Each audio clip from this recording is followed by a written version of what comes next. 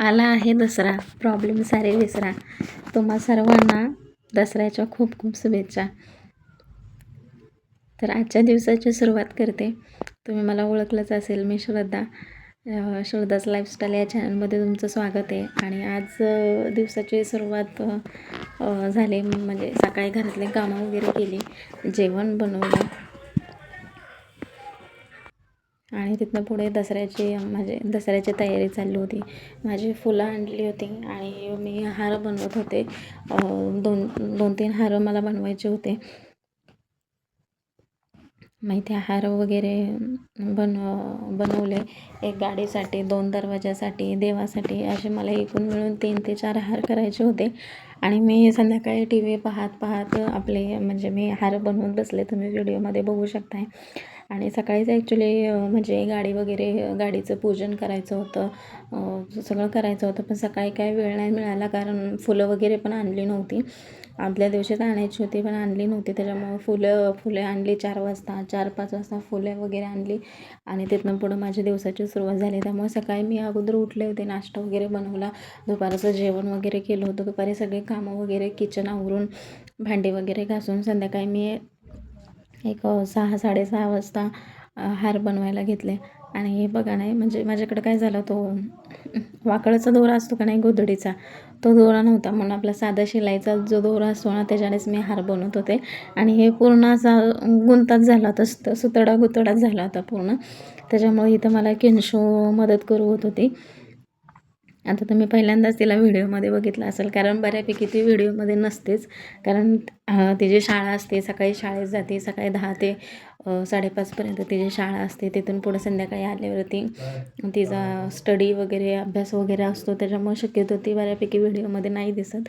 आज सुट्टी होती त्याच्यामुळे व्हिडिओमध्ये आली ती. तिथनं पुढे आम्ही गाडी वगैरे पुसून घेतले, गाडीचं पूजन करून घेतलं. त्याच्यानंतर घरामध्ये देवांपुढे दिवाबत्ती वगैरे लावली. आणि तिचे जे शाळेचे जे बुक्स वगैरे होते, जी वह्या पुस्तकं होती, ती सगळी पुसून घेतली. आणि हे जे माझ्या कामाच्या वस्तू आहेत, जसं माझे प्रिंटेड कार्ड आहेत, माझे रोजचे अटेंडे हिशोबाची वही आहे, आणि माझ्याकडे जे काही सोलरचे प्रोडक्ट्स होते हे सुद्धा मी ठेवून ह्याचंसुद्धा पूजन करून घेतलं. शेवटी आपली लक्ष्मी, आपण जे काम करतो तीच आपली लक्ष्मी आहे. त्याच्यामुळे आपण कुठलंही काम करत असो, त्याचं पूजन हे केलंच पाहिजे. तर इथे मी तिचे बुक्स वगैरे ठेवून इथे माझे जे काही प्रोडक्ट्स होते त्याचं पण मी पूजन करून घेतलं. आणि तिथनं पुढे आम्ही गेलो होतो विसर्जन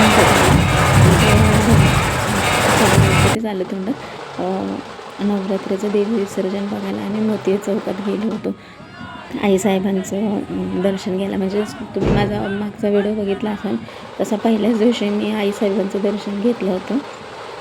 त्याच्यानंतर आजच गेले, मला काही वेळच नाही मिळाला.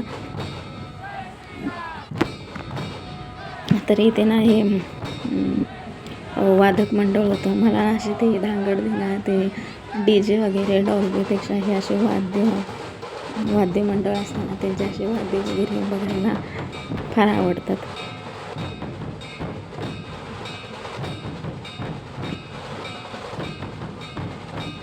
आणि बघू शकताय तुम्ही, जे कंटिन्युअसली हे जे मुलं आहेत, हे जे ह्यांचं मंडळ आहे, हे कंटिन्यू एवढी एनर्जी असते ना त्यांच्यात, की त्यांच्याकडे बघून ना म्हणजे मला तर फार म्हणजे नवलच वाटतं की एवढी एनर्जी ह्यांच्यात येते कुठं. अजिबात दमत नाही, थकत नाही. किती ना आवड, म्हणजे ते बघूनच अक्षरशः अंगावरती काटा येतो. आणि खूप आवडतात मला असं वाद्य वगैरे बघायला. तिथून पुढे आम्ही देवी, म्हणजे जरा 5-6 तरी म्हणजे आम्ही देवीचं दर्शन घेतलं. तसं गेलो होतो आम्ही 9:30ला रात्री घरातून निघालो होतो. आणि तिथे मोती चौकात आय थिंक 9:45पर्यंत आम्ही पोचलो. आणि एवढ्या म्हणजे लिटरली मी सांगू शकत नाही. मी मुंबईत राहिली, म्हणजे एवढे वर्ष माझं लहानपण, माझं शिक्षण वगैरे सगळं मुंबईत गेलं. पण मी मुंबईत लिटरली एवढ्या मोठ्या मूर्त्या नाही पाहिल्या, जेवढ्या मोठ्या मूर्त्या एवढ्या साताऱ्यात असतात.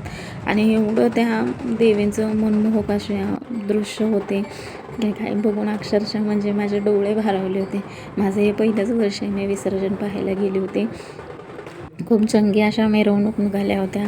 कशाचीच कुठल्याच गोष्टीची कमतरता नाही. आणि ॲक्च्युली मी गेली होती भारत माता आणि मोती चौकातल्या आईसाहेब आहे त्यांचं मिलन बघायला.